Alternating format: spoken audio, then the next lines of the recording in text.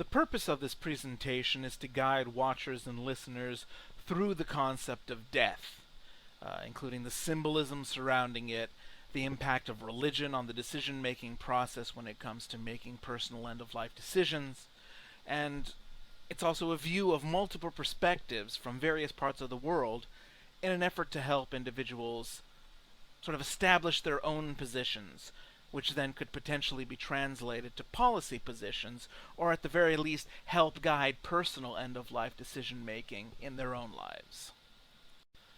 So the central question that concerns policymakers, particularly in the current environment in which legislation on physician-assisted suicide is being considered in several U.S. states, is who should have the power over one's own life and death?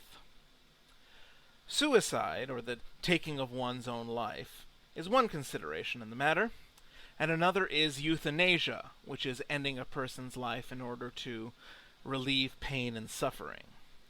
Now, the topics are very touchy in that there are so many variables that affect a person's perspectives on the matter. What is the suicidal person's state of mind and mental health situation? At what point is suffering great enough to warrant suicide? And if a person cannot physically end their own lives, at what point is euthanasia a viable solution? And what if a person never explicitly expresses a desire to die, but is rendered incapable of doing so due to physical limitations? These are all questions that need to be addressed at some point in order to guide the decision-making process of a person individually, possibly as a family unit, and possibly as a society as a whole.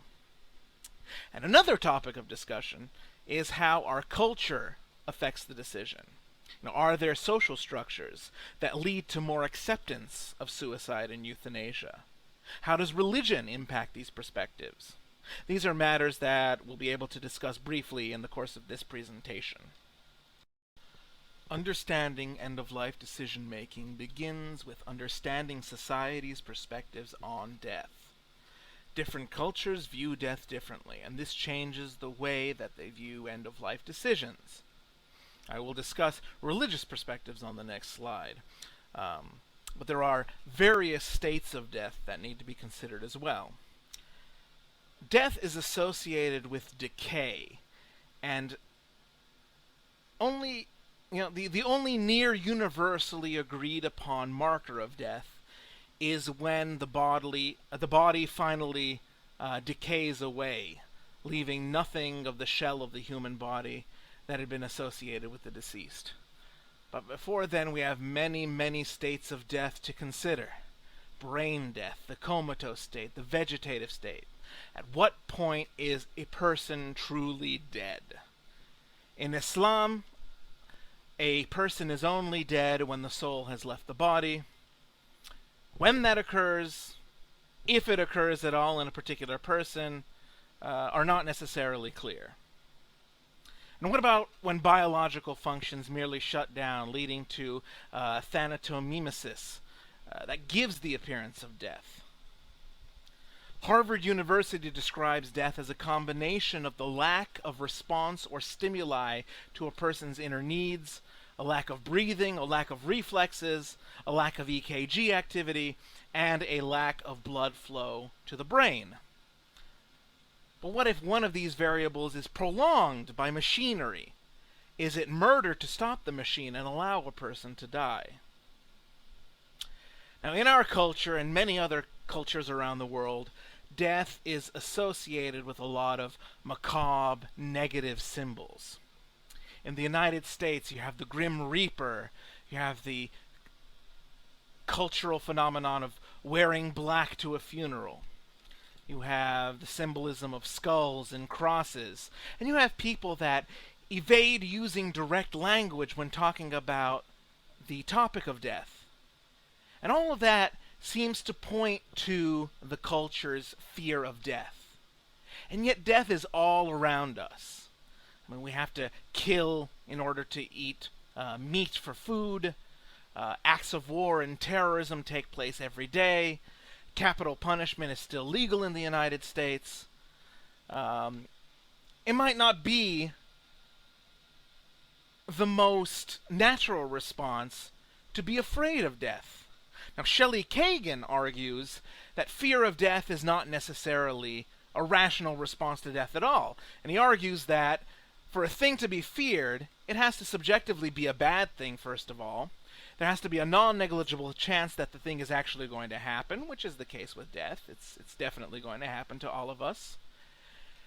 And third, there has to be some level of uncertainty about whether the bad thing is actually going to happen and how bad it's going to be.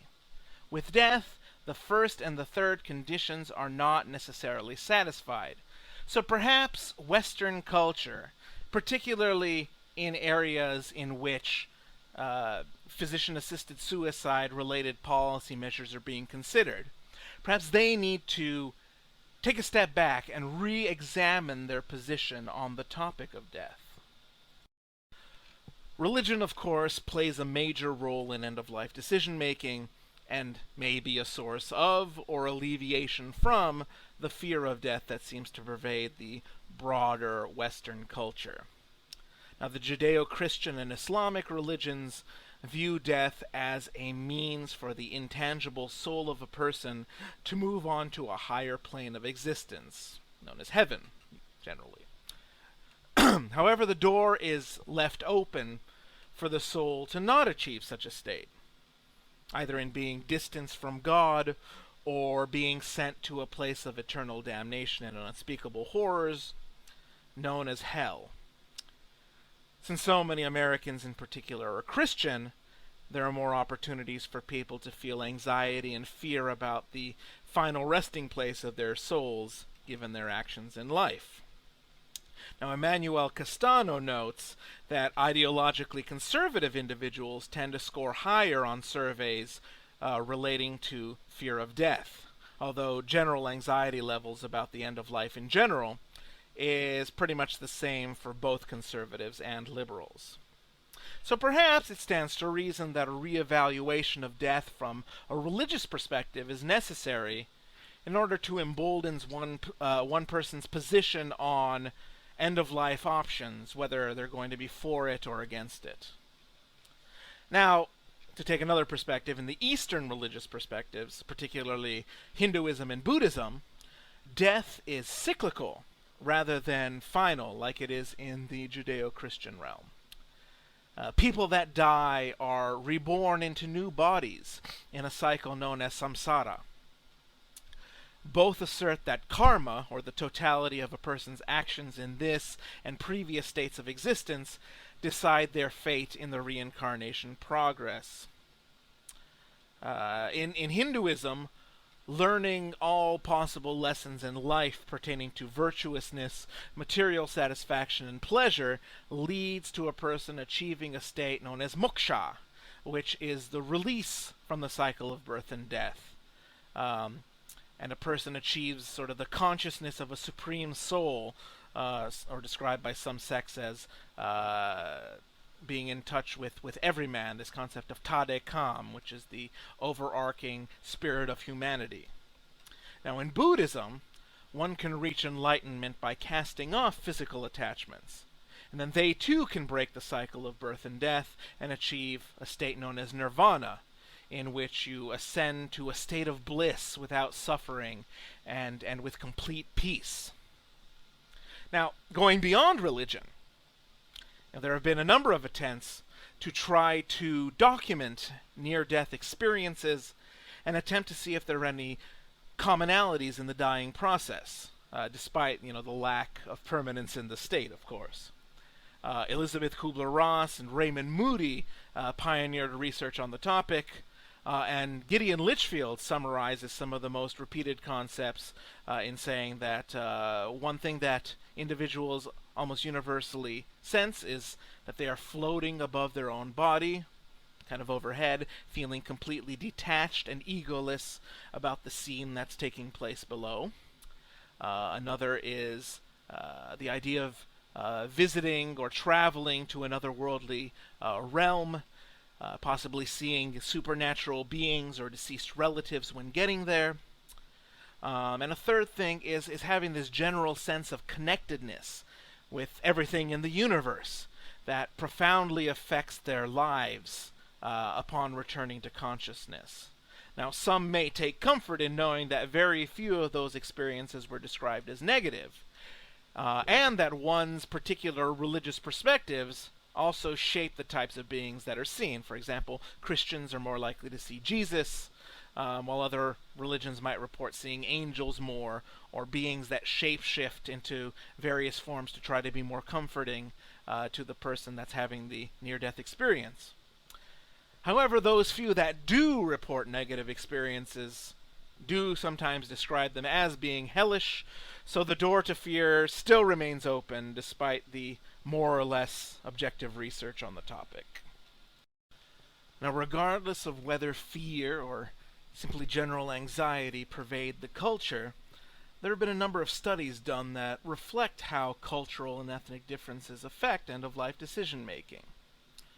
Recent developments in the United States since the 1960s have given more and more autonomy to people in making decisions to be made at the end of their lives.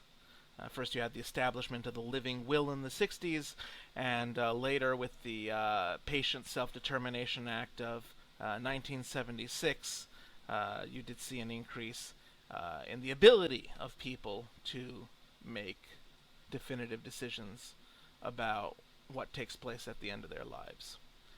However, even here, there are differences among ethnicities in choosing whether to utilize life support functions and with regard to suicide. White males, for example, have the greatest risk of suicide, which increases with age, but is also the third leading cause of death among the youth in that demographic.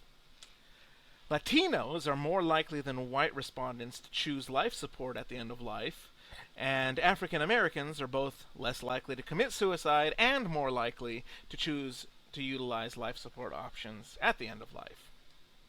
Now, moving internationally, studies have found that in places like Macau in China, the elderly didn't wish to become a burden on the family and tended not to choose life-prolonging measures, and were more likely to defer end-of-life decisions to others. Similarly, in South Africa, there was a greater desire for family involvement and the deferment to medical professionals to make those kinds of decisions. Now, in Germany, a country that's noted for having respect for authority, end-of-life decisions were generally placed into the hands of medical professionals rather than either the individual or the family. However, if you go to a place like South Korea, where there has been an increasing demand of individualism and personal autonomy, family-centered end-of-life decision-making has been rejected more and more in favor of allowing the individual to make choices on their own as to what takes place at the end of their lives. So in attempting to establish a theoretical framework about making personal end-of-life decisions, the elephant of room, of course, is the cultural fear of death in Western society. Beyond that, who gets to decide whether a person lives or dies? When are they allowed to die? And how do they go about ending their own lives or seeking the assistance of a physician to do so? Now, I would argue that given the general emphasis on individualism in the United States, the primary decision maker would have to be the individual about whom the end-of-life decision is being made. Now, the question of whether the decision should be deferred to family or medical professionals should also be a matter that the individual decides. In the absence of such a decision, I would assert that in the United States, the family should be considered the secondary decision maker. The medical professional should make decisions as the disinterested third party only when deference is given by the individual directly, or if a majority of family members with a stake in the person's state provide that deference.